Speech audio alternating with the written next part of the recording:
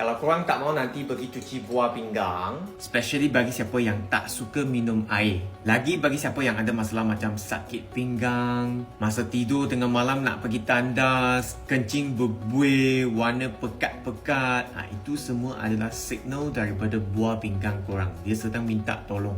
Ini satu hari satu uncang. Dia boleh tolong korang repair balik. Sumbat dekat dalam botol macam ni. Teh ginseng. Okay, dalam bukan saja ada ginseng, dalam dia ada 10 jenis herbal yang baik untuk filter kita punya air kencing, filter kita punya pinggan. Yang penting dalam 10 jenis herbal semua adalah halal. Kalau kita punya buah pinggan sudah sihat, itu masalah macam letih lesu, sini sakit, sana bengkak, badan ada angin, rasa malas, kaki tangan rasa kebas, semua akan dapat repair balik. Kenapa orang Cina selalu nampak muka berseri, nampak bersemangat, rajin kerja?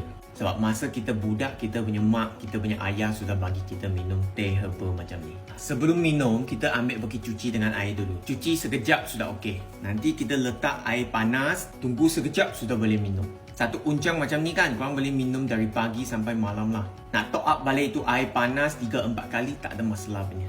Itu buat isi dekat dalam semua tu, mau makan, boleh makan, tak ada masalah.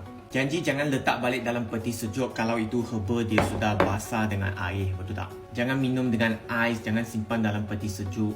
Kita minum teh herba untuk panas balik badan kita, buat badan sihat, bukan nak buat beban untuk badan kita. Jangan campur lagi gula, jangan campur lagi stevia, semua tu tak perlu. Okey, perasa dia pun tak pahit, tak kelat, tawar saja. Yang penting harga dia memang tak mahal. Satu pack macam ni dalam ada 30 unjang. Kita pun sudah habis pack ketiga lah. Ini pack keempat sudah. Lebih baik daripada you minum air dekat luar yang itu buat beban saja RM3-4. Ini tolong ringankan beban badan korang.